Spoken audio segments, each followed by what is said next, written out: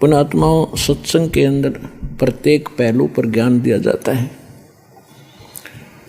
आज जो बहन बेटियां, जैसे पहले राजा की लड़कियां, राजा की रानियां और भी अच्छे उच्च घराने की जो माने जाते थे, अच्छे इज्जतदार लोग मानते थे संसार की दृष्टि से, उनकी बहू बेटियां सत्संग में नहीं जाते थे। अपने घर से भी बाहर कदम बहू बेटियों को नहीं रखने देते थे। उसमें अपनी हानि और इज्जत का नाश समझते थे। उसके विषय में तत्व ज्ञान में क्या बताया है? बीबी पड़द रहे थी, वो डोडी लगे थी बारे, अब गात उघाड़े फिरती है वो बनकुतिया बाजारे। वो पर्दे की सुंदरी सुनो संदेशा मोरे, इब गात उघाड़े फिरती है वो करे सरायों सोरे। नक बेसर नक पे बनी व पैर थी हार हमेल, सुंदरी से कुतिया बनी अब सुन साहेब के खेले। पुण्यात्माओं, ये विचार करने की बातें हैं। ये परमात्मा का दिया ज्ञान है, किसी डूम बाट के गीत नहीं कि उसने वैसे ही बकवाद कर दी होंगी। ये 100% सत्य है। हमें ज्ञान नहीं था, इसलिए हम इनसे दूर होकर अपना जीवन नाश कर ही रहे थे। अब हमें सतर्कता की घनी आवश्यकता है। अब क्या बताते हैं कि जो वो बहू बेटियां सत्संग में गई नहीं, संतों से संपर्क उनका हुआ नहीं, जो राजा की रानियां काजू किशमिश के युक्त खीर और हलवे बना कर खाया करती थी, बांदियाँ नौकरानियाँ बनाती थी और उनको खाती थी और जूठा छोड़ती थी, उनके जूठे को फिर नौकरानी और उनके परिवार खाया करते थे। ये पिछले जन्म के पुण्य थे उन पुण्य आत्माओं के, जिस कारण से उनको ऐसी सुविधा प्राप्त हुई। वो राजा के घर ब्याही गई, राजा के घर पैदा हुई। पिछले पुण्य थे, पिछली बैटरी चार्ज थी। भविष्य में सत्संग ना मिलने से, सतगुरु ना मिलने से, सच्चा नाम ना मिलने से, सत्साधना ना मिलने से वो अपना इन्वर्टर डिस्चार्ज करके चली गई। यानी सभी पुण्यों का नाश करके वो अपना हाथ झाड़ कर चली गई।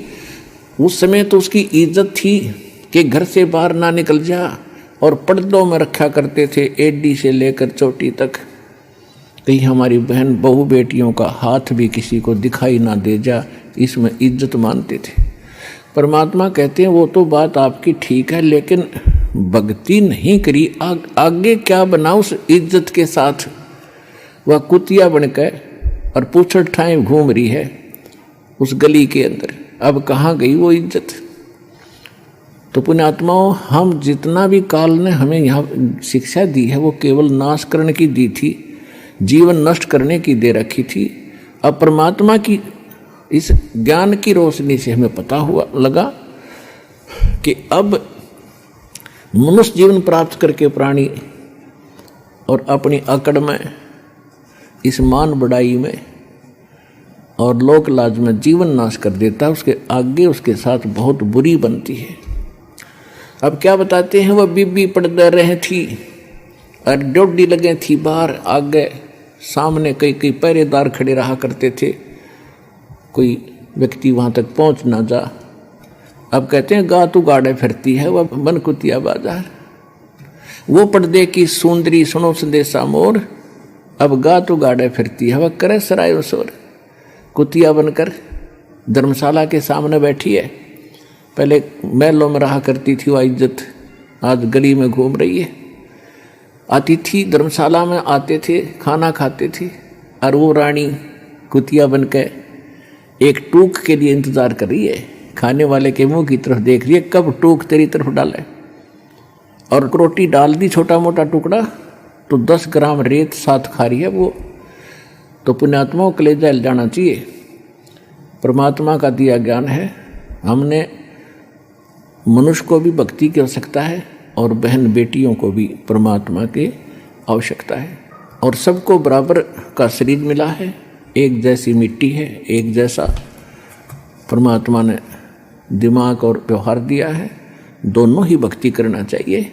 अपने बच्चों को साथ लावे, अपनी बहन बेटियों को साथ लाए, परमात्मा से जोड़ दे, फिर परमात्मा उनका रक्षक हो जाएगा।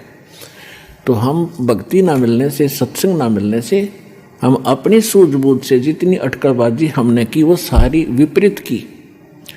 अब कबीर साहब कहते हैं, कबीर कुल करनी के कारण ये अंसा गया बिगो, जब कुल के कर लेगा तू चार पाया का हो। अब तो लोक लाज में आकर सत्संग में नहीं आता, ना कोई भक्ति करता, क्योंकि शर्म आती है, लोग क्या कहेंगे, हंसी उड़ाएंगे। परमात्मा कहते हैं, जब यू कुल तेरे परिवार के लोग क्या मदद करेंगे, जिस समय तू पशु बनकर, गधा कुत्ता सूअर बनकर खड़ा होगा कहीं पर, तब ये कुल के कर लेगा जब तू चार पाया का हो।